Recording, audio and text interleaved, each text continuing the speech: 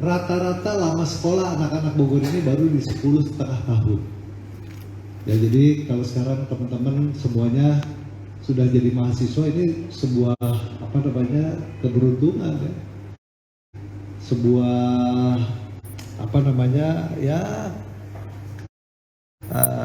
kita harus sesuatu yang harus kita syukuri lah.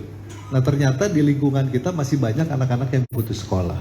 Nah, putus sekolah ini kemudian tentu menghasilkan lagi persoalan-persoalan baru. Nah, jadi betul kalau dialog kebangsaan kali ini mengangkat tentang dunia pendidikan, bagaimana mendorong terciptanya generasi emas Indonesia di tahun 2045, itu betul. Kenapa? Karena hanya pendidikanlah yang mampu merubah nasib keluarga. Ya. Hanya teman-teman yang sudah berkuliah ya, yang sudah masuk perguruan tinggi, kemudian mengisi bidang-bidang pekerjaan yang sesuai, ya, kemudian berkarir di sana, insya Allah pasti keluarganya, kehidupan ekonominya lebih baik dari yang tidak sekolah. Itu sudah pastilah. Nah, itu yang pertama. Kemudian yang kedua, persoalan di Kota Bogor, kita masih menghadapi juga tingkat prevalensi stunting yang relatif ada, meskipun tidak tinggi-tinggi amat, tetapi masih ada. Nah, kan tadi bicaranya kita menjadi generasi emas Indonesia 2045. Berapa tahun lagi sampai 2045? Sekarang 2022, berarti 23 tahun lagi.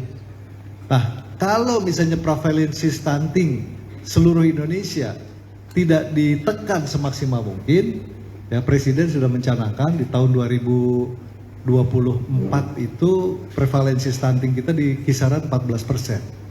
Nah, Jawa Barat kalau nggak salah hari ini prevalensi stuntingnya di kisaran 27-28%. Kalau Kota Bogor relatif kecil, tapi ini fenomena gunung es. Artinya meskipun Bogor mungkin prevalensinya kisarannya di bawah 5%, tetapi masih banyak yang belum terdetek, betul-betul terpetakan. Nah, kalau secara keseluruhan Indonesia, ya, dari hari ini sampai dengan tahun 2024 mendatang, masih akan lahir 4 juta bayi lagi. Kalau prevalensi stuntingnya 20% aja, 20% dari 4 juta. Artinya berapa banyak itu bayi-bayi yang lahir stunting. Nah, itu salah satu hal yang perlu juga kita bahas ya, bagaimana supaya tidak ada pernikahan di bawah usia pernikahan, di bawah usia perkawinan. Nah, di Bogor Selatan masih banyak. Nah, ada juga kenapa di Bogor Selatan banyak permohonan rekomendasi kawin muda? Karena mereka tidak punya kesempatan misalnya sekolah di sekolah SMA negeri. Kita SMP negeri masih ada, tapi begitu kita bicara SMA negeri, nah SMA ini kan di bawah kewenangannya provinsi. Di Bogor Selatan itu SMA hanya satu, SMA 4 itu pun bukan ada di tengah-tengah Rancamaya, bukan ada di tengah-tengah Cipaku, adanya di daerah Bondongan kan gitu kan, di Batu Tulis atau di Empang. Jadi gimana anak-anak yang ada di Rancamaya, di Kertamaya bisa menempuh sekolah atau bisa bersekolah di tingkat SLTA negeri yang relatif biayanya ringan. Nah, kemudian kalau mereka diterima di SMA swasta, misalnya di Sukasari, ya bagaimana mungkin dengan kondisi keuangan keluarga yang belum mapan ya, di bawah sejahtera, mereka harus mengeluarkan uang setiap hari misalnya 25.000 sampai 30.000 untuk ongkos angkutannya saja. Jadi ini hal-hal yang perlu kita pecahkan dan memang masih menjadi PR kita ke depan. Makanya kami sedang mengkaji ya penghibahan ada beberapa lahan di Bogor Selatan untuk dibangun nantinya SLTA oleh pemerintah provinsi. Kecuali kewenangan pendidikan dari tingkat SD, SMP, SMA di pemerintah Kota Bogor kita dengan mudah. Tetapi karena ini rentang kendalinya ada di bawah provinsi, provinsi juga mungkin tidak terlalu bisa mengintervensi terlalu banyak, makanya terjadilah kesenjangan-kesenjangan itu. Belum lagi permasalahan PPDB online, zonasi. Ya, kan ini masalah isu tentang keadilan. Ya, belum tentu anak-anak ini bisa sekolah di dekat rumahnya, gitu kan? Belum tentu diterima, kalaupun misalnya ya jaraknya masih di bawah sampai dengan 1 kilo misalnya. Karena apa? Karena banyak hal-hal yang perlu kita perbaiki sistemnya terkait dengan zonasi PPDB dan sebagainya. Nah itu kurang lebih ya, saya memancing untuk nanti diskusi lebih lanjut dari teman-teman, tetapi intinya memang kita menghadapi persoalan-persoalan tentang di sisi pendidikan. Nah yang kedua saya ingin bicara di sektor lingkungan saja, di sektor lingkungan hidup dan energi. Ya. Teman-teman semua ya, teman-teman ini ya jangan dikira gampang lulus kuliah ya, kemudian nanti dapat pekerjaan, kawin, punya anak dan lain sebagainya. Yang dihadapi persoalan bagaimana ya yang namanya global warming itu sudah terjadi sekarang. Ya. Saya minggu lalu ke PLTU Suralaya di mana di Banten. Ya. Suralaya itu yang membuat listrik kita nyala nih. Ya. Itu memakai batu bara ininya. Sumber pembakarannya dari batu bara. Sehari, tahu nggak? Batu bara Suralaya itu dibutuhkan kurang lebih 30.000 ton. 30.000 ton itu per hari. Padahal 1 ton batu bara menghasilkan emisi gas buang, ya CO2 itu kurang lebih 1 kilo.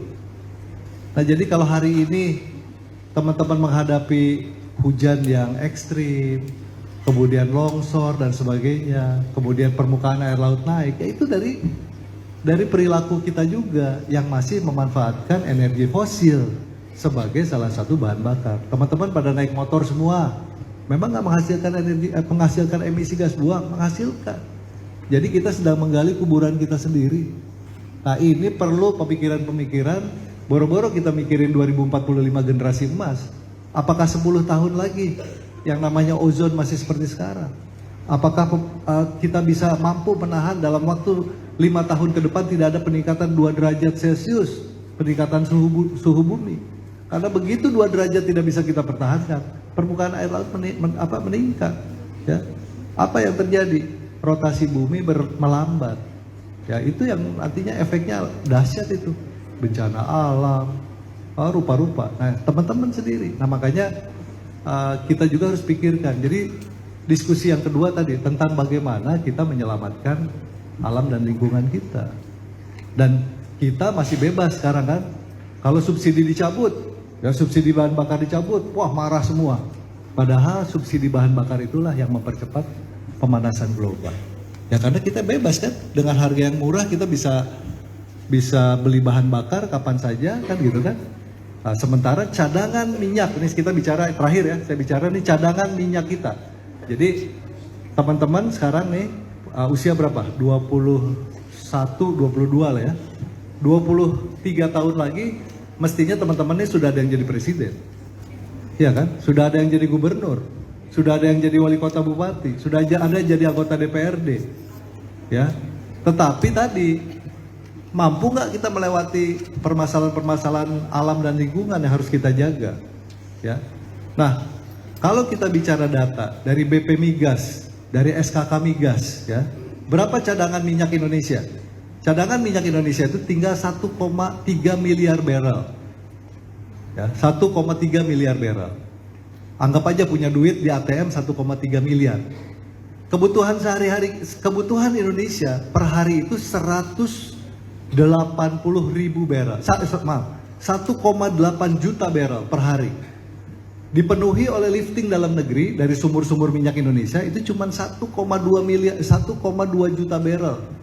Sisanya 600.000 barrel import dari Malaysia, dari Thailand, dari Filipina, dari yang lain-lain.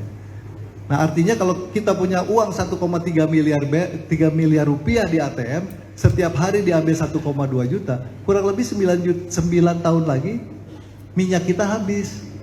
Ya. Nah kira-kira kalau minyak habis perang nggak? Kira-kira kalau minyak habis berebutan nggak?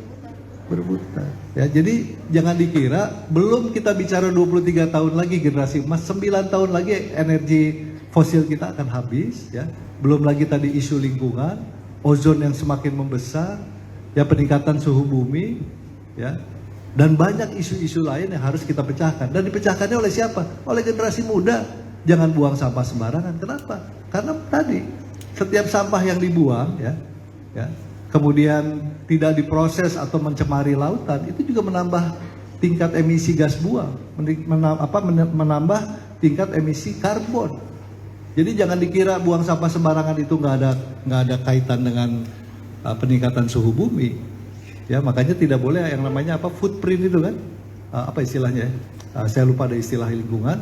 Jadi kalau bikin rumah ya kalau bisa jangan istilahnya harus ngambang gitu kan. Jangan semuanya permukaan bumi ini diisi ditempati. Dan bagaimana ada nggak kegiatan-kegiatan kita? Ini Pak Heri nih, Pak Heri Cahyono salah satu pelopor penanaman pohon ya, sudah ribuan pohon ditanam oleh Pak Heri Cahyono. Tetapi oleh yang lain ribuan juga ditebangin kan gitu kan. Jadi nggak cukup. Nah generasi muda harus tadi mulai membiasakan naik kendaraan angkutan yang lebih besar ya. Jangan naik angkot aja, jangan naik motor sendiri, jangan naik mobil pribadi. Yang mengurangi buang sampah, pemakaian plastik dan sebagainya. Itu bagian dari proses kita mempertahankan atau bahkan kita tadi mencapai generasi emas Indonesia di 2045. Jangan-jangan nggak sampai, itu aja. Kalau nggak sampai sayang juga. Kenapa? Karena dihancurkan oleh diri sendiri. Kita menggali kuburan kita sendiri. Nah itu sedikit untuk memancing ya dialog. Kurang lebih gambarannya itu. Solusi-solusi tentu ada lah ya. Tapi kita juga pengen tentu dari solusi-solusi langsung dari mahasiswa, dari generasi muda yang nantinya akan jadi generasi emas Indonesia di tahun 2045. Demikian, terima kasih. Mudah-mudahan kegiatan dialog kebangsaan ini bisa berlangsung dengan lancar dan sukses, bisa menghasilkan rekomendasi-rekomendasi yang dahsyat, yang implementatif, ya, yang mungkin bisa langsung diterapkan pada kehidupan kita sehari-hari, dan mudah-mudahan kita selamat ya, menghadapi situasi-situasi yang berat ini, dan betul-betul teman-teman menjadi generasi emas Indonesia di tahun 2045. Terima kasih.